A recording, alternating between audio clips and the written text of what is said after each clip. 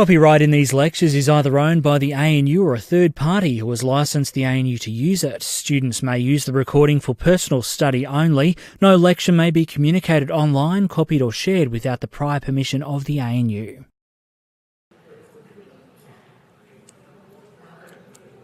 Okay, let us set sail. Talking about time series, so what I'm going to do, by the way, when we finish sort of working through all of the different methods, is I'm going to try and then summarise a general procedure for dealing with time series, and that will help you get going on the second assignment, okay? So, we've done trend, in other words, where is the series going, ignoring the wiggly parts and assuming that the errors are zero mean. I'm just going to turn this mic down a little bit because it's echoing a lot. Let's see if this works. Is that better? Same? All right. Okay, nothing happens. All right. So, trend, and in the case of the alcohol data, the trend was sort of this up, down, up. So a cubic trend was what we ended up fitting. Low S kind of told us the same kind of thing. Then we've got quarterly data, so the data is measured 4 times a year, and we kind of know that, you know, for this particular setting, it makes sense that alcohol sales are going to be high in summer and low in winter. So we're going to fit different constants for each of the 4 seasons. That's going to modify our series in a systematic way. Now, one thing that needs to be true about the seasonal effect is it needs to be regular, okay? Someone asked me a very good question yesterday, because the original series had that look of wiggliness. So let's have a look at that original series. I'll just go back and do that. Let's start from there. So that's just what you get if you just plot the series itself. So it doesn't want to look like that. Let's do it again. Take the whole screen. There we go. So you see that sort of up, down, up thing, and then you've got the wiggly part, okay? So we went ahead and we fit a trend seasonal model, so a cubic trend plus a constant seasonal. And then we got the residuals from that, and we plotted the residuals. So that plot looks like that. No, sorry, where is it? Let me find it. Sorry. This one. Okay, so this is the residual series. And the question that was asked yesterday was, well, hang on, we had these regular periodic bits, right? And they don't seem to be gone, right? This thing still goes up and down in a way that you might think of as some sort of systematic periodic behaviour. But periodic means every spring it does something, and it does that same thing. Every summer it does that same thing. So when I count the dots between the peaks, I'm always going to get 4, right? Between the peaks, it's going to go summer, autumn, winter, spring. Then I start another cycle. It's regular, right? Exactly 4. Not 3 sometimes, not 5 sometimes, 4. Always, okay? Now look at this. Yes, it has peaks and troughs. But if you count the dots between the peaks, it changes from one peak to the next. That's not regular. Regular means it happens every 4th one, okay? So you're only going to fit seasonal behaviour if you see regular repeats. Irregular repeats go into noise, okay? Irregular repeats go into noise because they're not really repeats, right? You can't predict when the next one's going to happen. With the regular stuff, you can absolutely predict what's going to happen. In summer, it's going to be high, and you know that, right? So regular is the key there. So we went ahead and we fit that trend seasonal stuff, and this is the irregular part, or the noise part. But as we talked about yesterday, this is not white noise. White noise means there's no dependence. From one point to the next, you've got independent brand new information. These are not independent, they're correlated with one another. They are autocorrelated. If I know what the value is now, I've got a better shot at predicting what it'll be tomorrow than if they were independent. Okay? Because it's a noise process, my best prediction is that the next value will be 0, because you always predict the noise to be 0, but if it's on the way up, you kind of have a hint that it's going to keep going up. Okay? Your best prediction is still 0, but you can kind of expect it to build up, and then when it starts to come down, it'll keep going down. So we were going to fit different models to this to try to understand the nature of this dependence. So we talked yesterday about a very simple model called an AR1 or a Markov model. So here it comes. Oh, that's a little big. Let me make it a little smaller, if I can work out how. There we go. So we fit a Markov model, which is an AR1. So there's the formula for the model there. X now is equal to some constant, which is generally smaller than 1, times x one time period in the past plus error. So what this model means is there is explicit dependence between x now and x one time period ago. So in this case, x last quarter. Now, if x now is related to x one time period ago, and x one time period ago must therefore be related to x two time periods ago, it is clearly the case that x now must be related to x two time periods ago. But that's implicit dependence. This is what's called short-range dependence. xt depends explicitly on xt minus 1, and then through that, implicitly on xt minus 2, but not explicitly. Okay? There is no model relationship between xt and xt minus 2. This is cascading dependence. All right?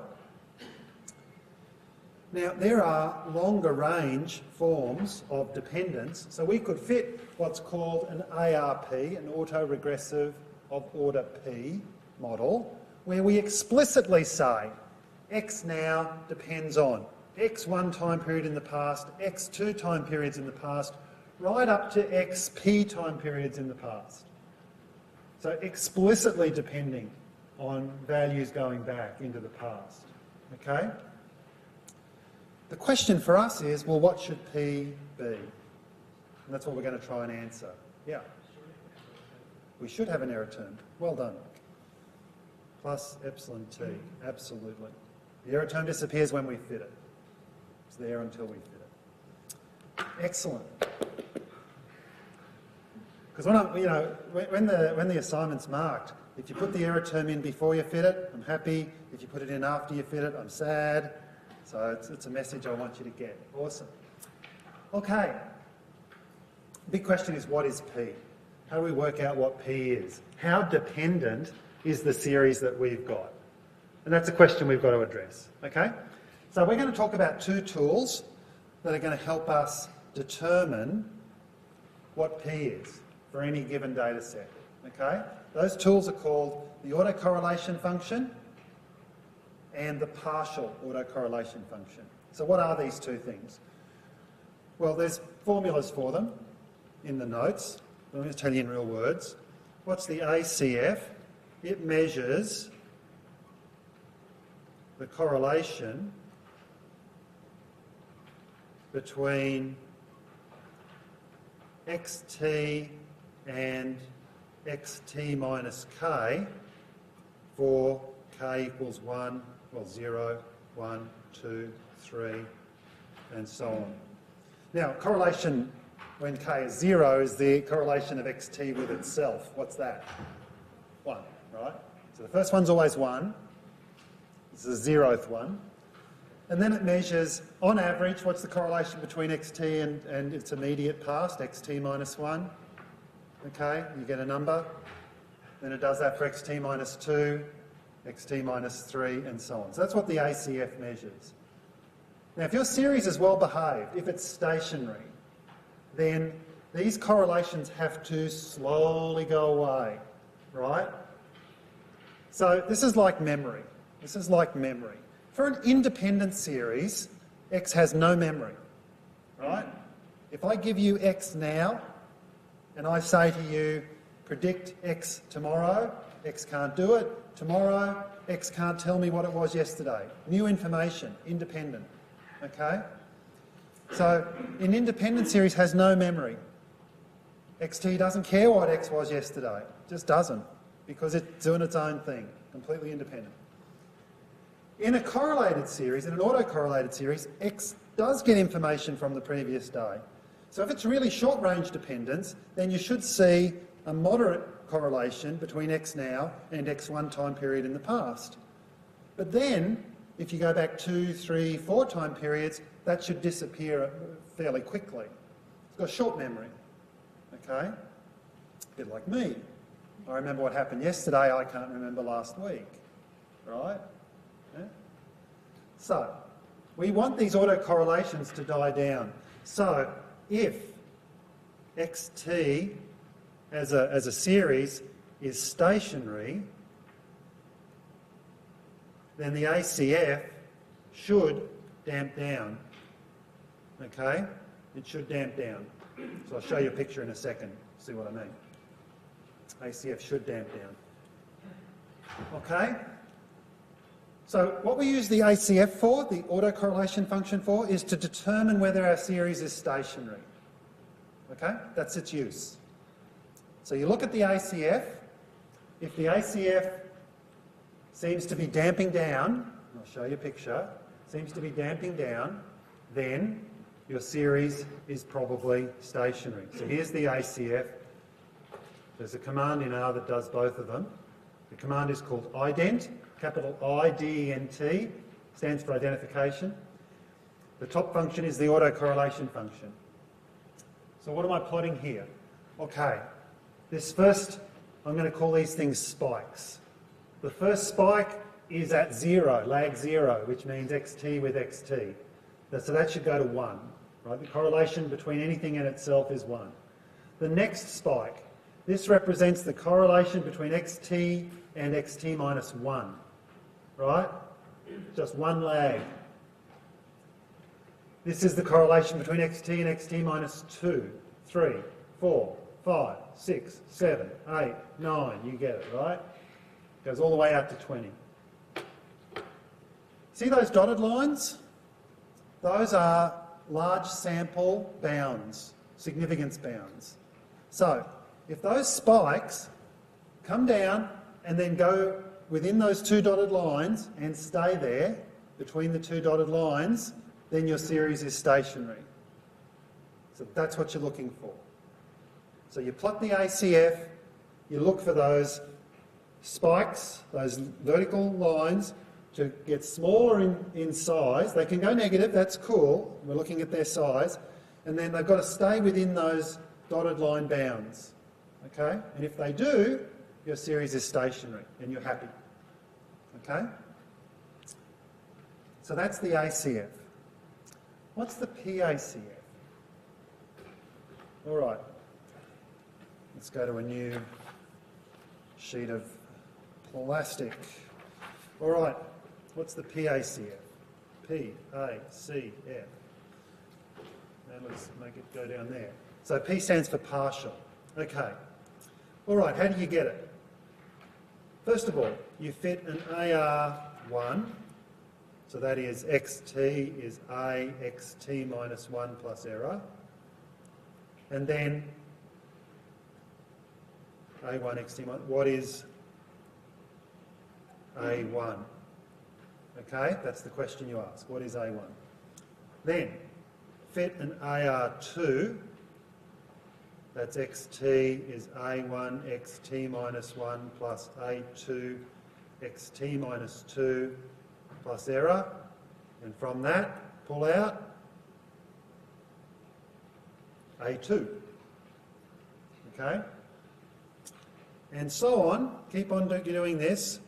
Fit an ARP, which is xt is A1 xt minus 1 all the way up to AP xt minus p plus error, and pull out AP. Okay? So those are the steps. Fit an AR1, pull out A1. Fit an AR2, pull out A2. Fit an AR3, pull out A... That's where you say 3. All right, now you know the rules. Fit an AR4, pull out an A4. Thank you. Fit an AR5, pull out an A5, 6, 7, P, right? And you get to P. So what we're doing is we're pulling out the last term in each of an AR 1, 2, 3, 4, 5, 6, 7, 8, 9, 10, 11, 12, P. Okay? Now, if that last term is significant, you should fit that model, right? So if A2 is significant in an AR2, then an AR2 fits. Okay? If the last coefficient in an AR2 is significant, then an AR2 fits. If that A2 wasn't significant, what would you do? You'd slip back to an AR1, right? Okay, so that's what we're doing. So now, let's go back over here. Go back to the picture. So, here it comes, there it is. Okay. This is an A1 from an AR1. See how it's up here and it's outside the dotted lines? So that one's significant, all right? Then, this is the A2 from an AR2. It's inside the dotted lines. It's not significant. There's the A3 from an AR3. See, it's still inside these dotted lines. Not significant. Not significant, not significant, not significant. You go all the way along. None of them poke their heads out. Okay? So here's how you use the ARP, the PACF, the partial autocorrelation function. You start here and you run along until you find the last one that's poking outside the dotted lines. Okay? So in this case, the last one is the first one. Right? The last one that pokes outside the dotted lines is the first one. That says choose an AR1. Okay? Now, let's play a game. Let's pretend this one came outside the dotted lines. Let's pretend it was the pen. Went down to here. Okay? Then what you do is you run along and you go outside, inside, outside, inside, inside, inside, inside, inside, inside. They're all inside the dotted lines. If this one was outside, that's the last one outside, you choose an AR3, yeah? So that's how you use it. Really simple tool, really simple tool. So we've now got these two tools that tell us how to model the dependence in a time series, really simply.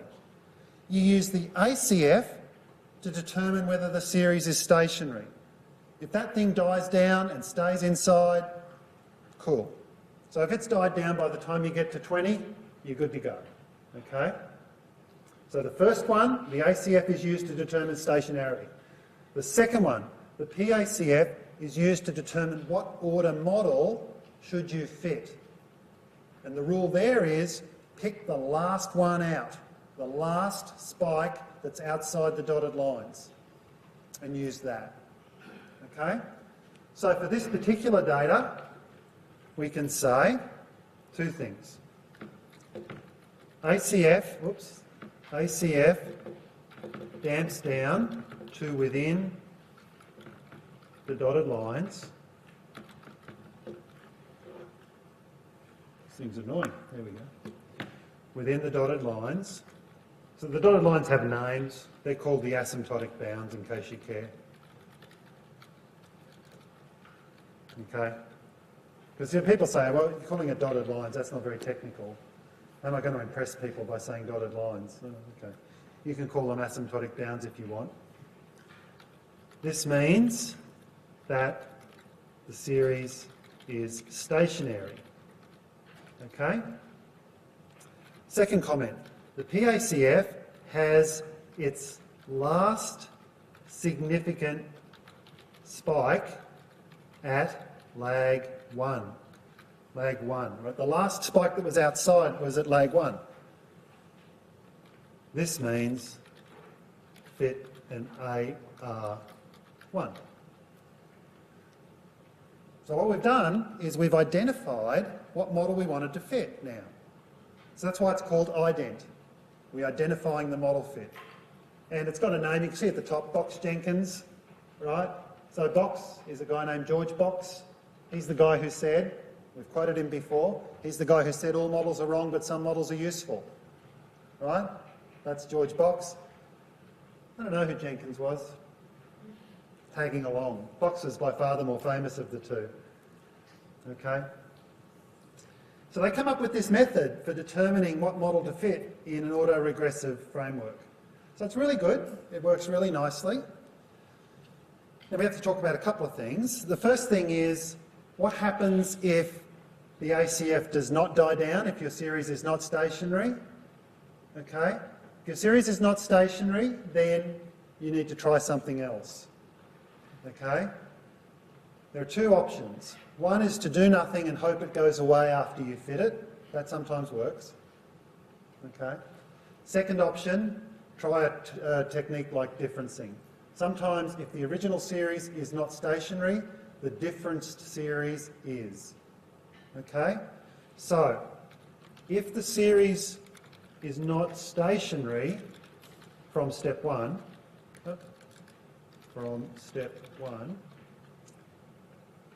either fit the model anyway and see if the problem goes away. Okay, that technique does sometimes work, more often than you would think. Or try differencing the data and doing over, right, modelling again. So if the series isn't stationary, you either give it a go, see what happens, right, fit the AR1, see what happens, or try differencing the data and remodelling, okay? All right, now how do you fit these models? Okay, here's the good news. There is a command in the class data, a function in the class data, which fits all the models between an AR1 and an AR10, okay? So there is a function called capital R AIC, which fits everything from an AR1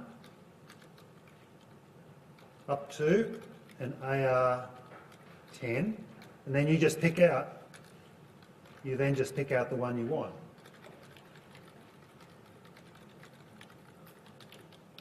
Okay? So it's called capital RAIC. So our series at the moment is fits dollars resid, right? That's our series. So if I go something, give it a name, AR fits equals capital RAIC of fits dollars resid. So what that's doing is it's taking my errors, right, like from my trend seasonal model, and it's fitting an AR1, an AR2, an AR3, an AR4, right up to AR10. Okay? You'll notice when I did that, it's actually doing a lot of work, right? Because you watch the screen carefully. You know, normally you do stuff in R and you get an answer straight away. Watch. 1 1000, 2 1000, 3 1, it took 3 seconds, right? You know, and these computers are fast, so that's takes a while. Okay? All right. What does AR fits look like? If I look at AR fits dollars coef, these are the coefficients. Okay? I'm just going to make the screen a little bit bigger so we can see. I'm just going to pump this to the screen. Oh, before I do that, options digits equals 2 so that we don't get 17 digits in each number. That's just nuts. And let's look at AR fits dollars coef. Okay, there they all are. So, it's a matrix.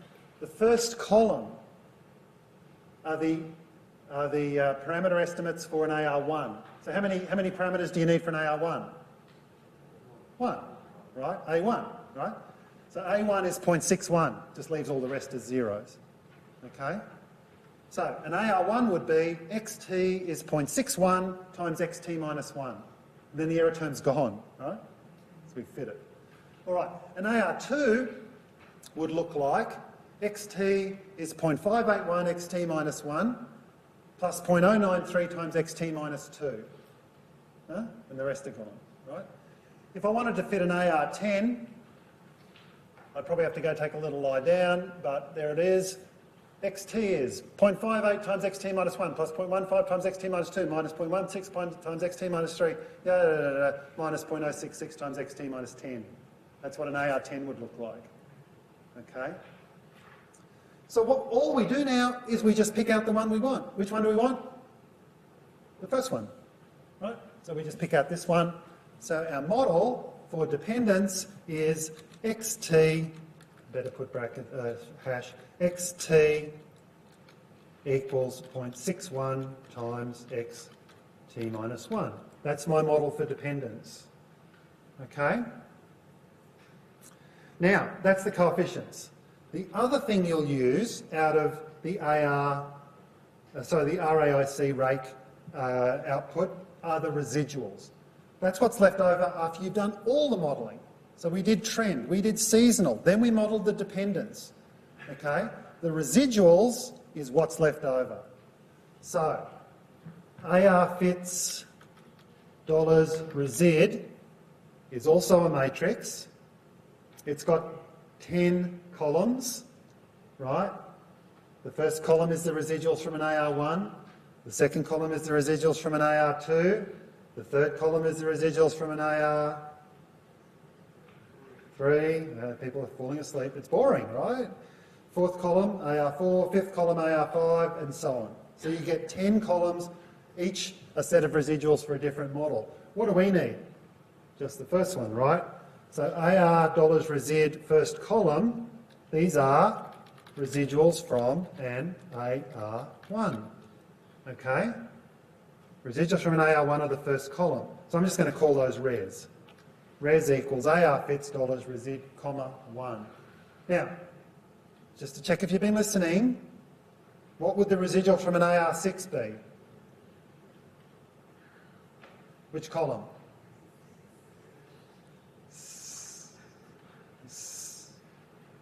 There are two numbers that start with 6 and 7, right? Which one is it? 6. 6, right? Sixth column would give you the residuals from an AR6. Huh? Okay. I know it's boring. But you know what? Wouldn't it be worse if it wasn't completely bloody obvious? Right? Because then I'd be getting emails going, why do you use the 14th column? You don't. You use the 6th column if you want an AR6, right? So really simple. Okay, so these are my residuals at the end. All right, now, these should have nothing left.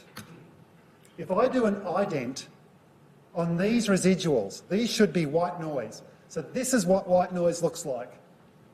The ACF should have a spike at lag 0 because everything's correlated with itself, but then nothing else. Okay? And the PACF should be nothing, nothing, nothing, nothing, nothing, nothing, nothing, nothing, nothing, nothing, nothing, nothing, nothing, nothing, nothing, nothing, nothing, and it's more nothing after that. Okay? Because it's white noise. You got it all, right? You're done. You're done. So we're done. That's our model. All right, so what's our overall model? Okay. You look at fits dollars coef. Okay, that's the first bit. And then you look at AR fits dollars coef first column, right? And now you can write down your entire model, and you have to do that. So let's write down our entire model. Alcohol at time t equals. All right, here we go. 1573, I'm going to leave off what's after the decimal point, minus 1.7 times time minus 1982. Remember we centred time. Minus 1.23 times time minus 1982 squared, right? Plus 0.18. Where's the seasonal stuff? Oh, look, what did I do? I didn't put in fits. I meant fits. That S stood for seasonal. There we go. All right, I'm not going to write it down now. I'm just going to say it. If you don't know what it is now, there probably ain't no hope for you, right? Because how many times have we done it? Okay, I'm going to say it. Alcohol at time t equals 1576 times, that's the intercept. minus 2.82 times time minus 1982, right? Minus 1.45 times time minus 1982 squared, plus 0.24 times time minus 1982 cubed. That's the cubic trend, okay? Minus 68 times an indicator that you're in winter. So that only gets picked up if you're in winter. Minus 46.78 times an indicator that you're in spring. That only gets picked up in spring. Plus 183.49 times you're an indicator you're in summer. Okay? That's the first part of your model. Plus XT, where XT is your irregular. Okay? So you write all that down. Okay? So alcohol, because I have to write something, don't I? Alcohol at time, alcohol T equals, so I'm just going to go 1576 plus plus 183 times an indicator that you're in summer, right? So that was what the model looked like. Then we go plus XT, okay? That's your first line. Your second line is XT equals 0.61 times XT minus 1. All right? Now, what do we got here? We write the model in two lines because the first line is the structure and the second line is the dependence. Okay? Structure, then dependence. You predict XT to be 0. You predict it to be 0. Okay? It's an error process. So it's predicted to be 0. If I ask you, what is the alcohol going to be in winter 1997, you'd put in time equals 1997.5, which is winter 1997. You'd plug it into the top part here. Okay? You wouldn't pick up a summer term, you'd pick up the winter term, which is minus 68. This you'd predict to be 0. Okay? And your dependence would be summarised here. This does not play a role in prediction. Dependence plays no role in prediction. It is only to understand how related one point is to the next. It gives you an idea of the correlation between now and tomorrow, or now and, in this case, next quarter. Okay? So that's how you model the time series. Now, the very last thing you do is you've got now a noise process, which is this residuals, okay? And then you produce all of the usual residual plots that you do when you've got residuals from a model fit. Okay, so let's have a look at that.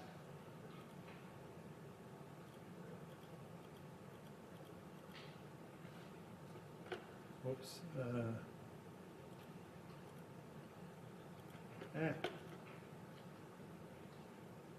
It's waiting for me to do something here. Stop. There we go. So these are all your normal residual plots. What's it doing? Stop, finish. Sorry, there we go. Okay, so what do we got? We've got, this is the residuals plotted against time. We normally do this in a time series just to check that there's no wiggles left. Okay, this is residuals versus lagged residuals. This is a QQ plot of the residuals, and this is the absolute residual plot, okay, against time. And so you can use these to make the usual judgments around, okay, is it homoscedastic, is it normal, all those kinds of things. So these are just your normal residual plots that you would always produce after any model fit. Nothing new here. Nothing new here. Okay? And then you're done. So, that's the basic structure. Now, what we need to do is we need to think about how we're going to handle any time series, because we've looked at the alcohol data, right? Well, the good news is, I think you'll find this to be really good news, right? You've got an assignment coming up, you've got a data set, you want to know what to do. How am I going to handle this? Okay, let me tell you. So, we'll call this time series modelling .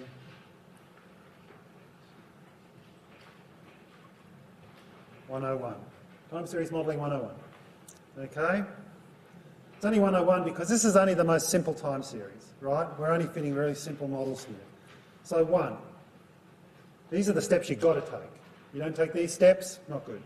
Okay, first step, plot the series. Okay, plot the series. Plot the series, look at the plot. Okay? Now, this is how every analysis starts, right? If you don't start every analysis by making a simple plot, you are so screwed. Particularly in a course where plotting is the thing, right? But in general, right, if you don't look at the data, you deserve what you get, which is a bad analysis. Okay? So plot the series. What are you looking for? Well, you're looking to know, is it homoscedastic or not?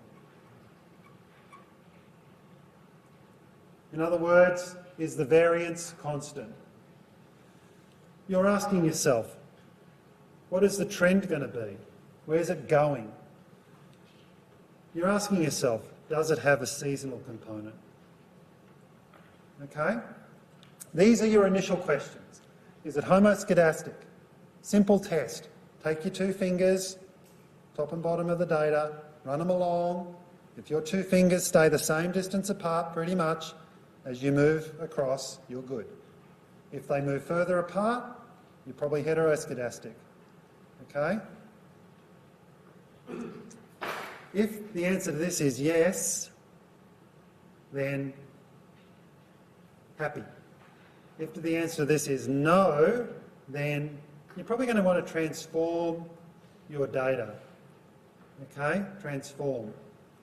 Now, you notice I didn't put a sad face. There's nothing sad about transforming, particularly.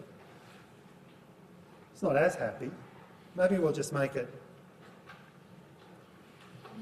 not happy, not unhappy. It's just what it is, right? Yeah, it's cool. We can do it. Okay, so what's your trend? Okay, think. Is there no trend? Is there a linear trend? Try and think of what polynomial to fit. Is there a quadratic trend? Try and make a basic decision. Is it a cubic trend? Okay? If you get down to a 9th order polynomial, slap yourself. Right? Don't fit high order polynomials. Just ask yourself, linear, quadratic, cubic, maybe quartic. You go beyond that, you're probably being silly. Okay? Seasonal. You ask yourself one question. Is it regular? For it to be seasonal, it has to be regular. Okay? That means if it's quarterly data, every 4 times. Boom, boom, boom, boom. Right? And then again. Boom, boom, boom, boom. And then again. Boom, boom, boom. That's the nature of regular. Boom. Okay? Regular means every 4th time. Oh my God, it's summer again. Yeah? You know how that works. So all of that stuff is done by looking at your initial plot. Is it homoscedastic? What do you think the trend is? Is there a seasonal component? Right? Okay. Second step. You pick them off one by one. Fit the trend. You decided what to do in the first step. You think, maybe it looks cubic. I'm going to fit a cubic. Remember, if you're going to fit a higher order polynomial like a cubic or a quartic, you're going to need to centre time. Okay? Which will generally mean just taking time minus some value near the middle of the time scale. So I chose 1982, could have chosen another year, wouldn't have mattered. So fit the trend. Okay? That's generally going to be a polynomial, or you could use differencing. It's up to you. Okay? Second step, fit. We're going to restrict ourselves to constant seasonal models. So fit a constant seasonal. Okay, that's going to be the next step. Okay? So we fit this, we get residuals from this fit. Get residuals, then identify model. Identify model. Use the ACF to check whether things are stationary. use the PACF to choose P from an ARP. So decide how big your model's going to be. Okay? Use rake to fit the model. Okay? Easy peasy. Once you've got the residuals, identify the model. ACF to check if it's stationary. PACF to choose the order. Use rake to fit it. We're nearly done. 2 more steps left. Check the final residuals. So those are the usual residual plots. Last step, final step, write down the model.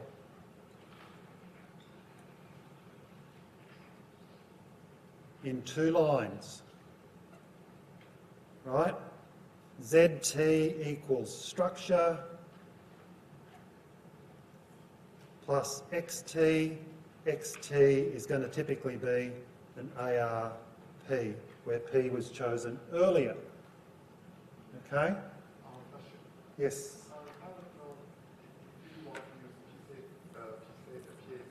Yeah.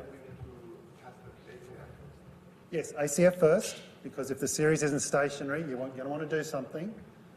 Okay? Then PACF. If the ACF doesn't damp down, then you've got 2 options. Proceed and see if the problem goes away. Okay?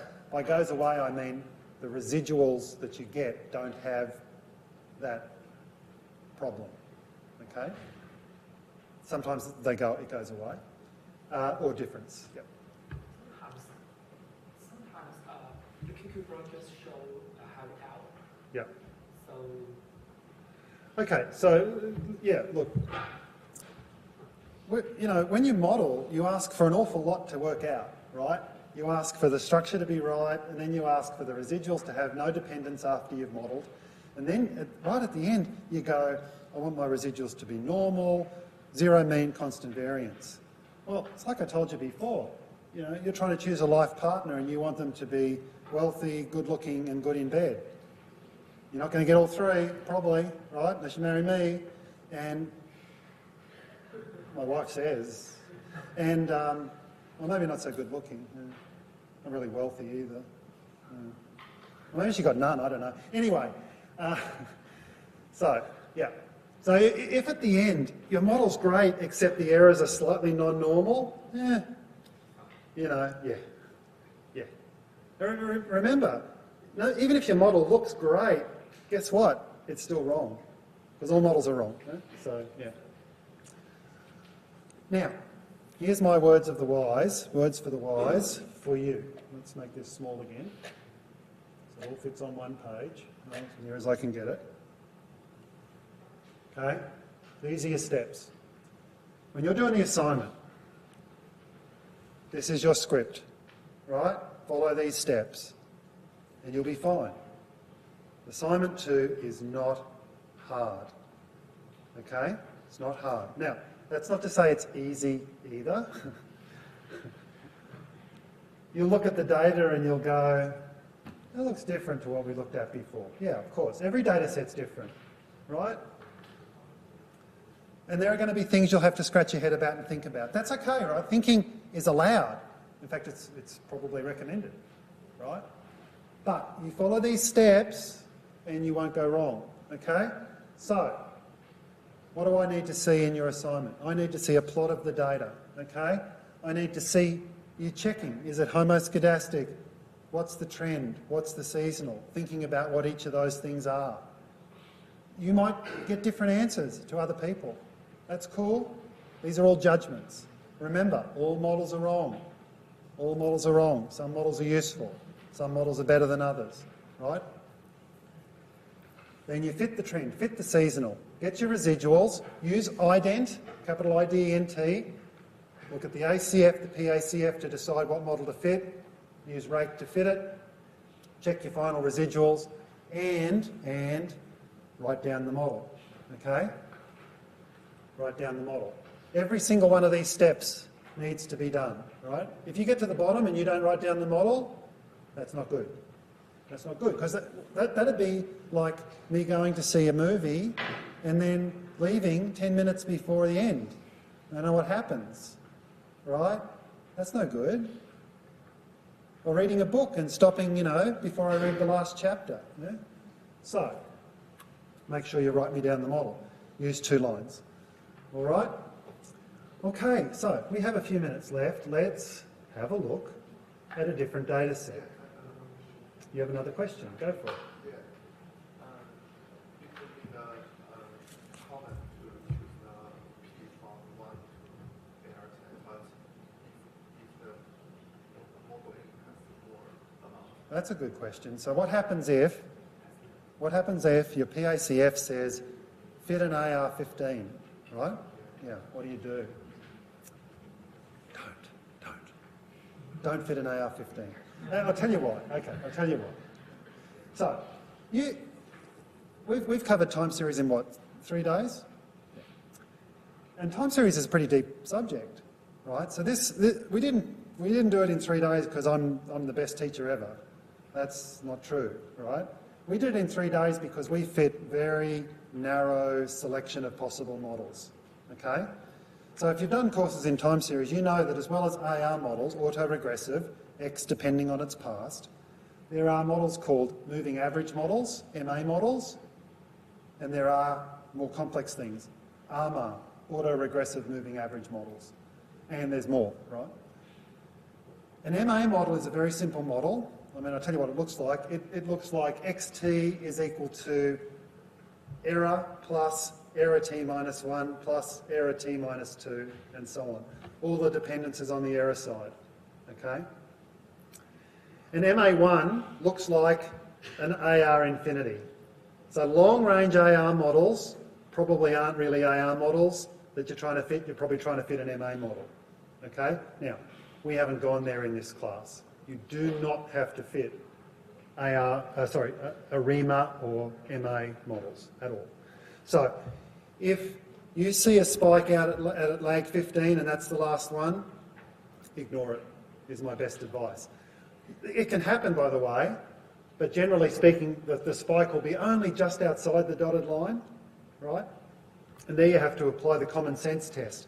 These dotted lines, they're kind of big sample bounds, right? So if you've got a small sample, you might go outside just, and it's not really that important. So, yeah, that's a very good question. All right, so kiwi fruit data. Let's have a look at that. Have I got the kiwi fruits here? I do. So let's have a quick look at the kiwi fruit data. We're not going to have time to do much. Let's do the first basic things. Except let's do it in a size that everybody can see. Let's do it again. Okay. So there's my kiwi fruit data. Oh, you can't see what I can see. Fair. Good call. You know, I once went through 15 minutes of a lecture before someone told me. I'm like, okay. Obviously, they just love the sound of the voice. That's it. There is that TV series, The Voice, where they pretend they don't look at anybody and they choose the pretty people. All right, so these are monthly kiwi fruit exports from New Zealand. All right, let's go through our process, right? You've written the steps down. Let's go through our process. Plot the series. Done. Is it homoscedastic? Get your fingers, you move along. Uh-oh, they're getting wider apart. It's not homoscedastic. Going to have to transform this one. All right, well, before we move any further, let's do that. Let's take logs. How's that one? Yeah? Pretty good? Pretty good. Okay, so that's my new series. Let's ask ourselves the next question. Is there a trend in this? Is it flat? Flat? Do this if you think no. Do this if you think yes.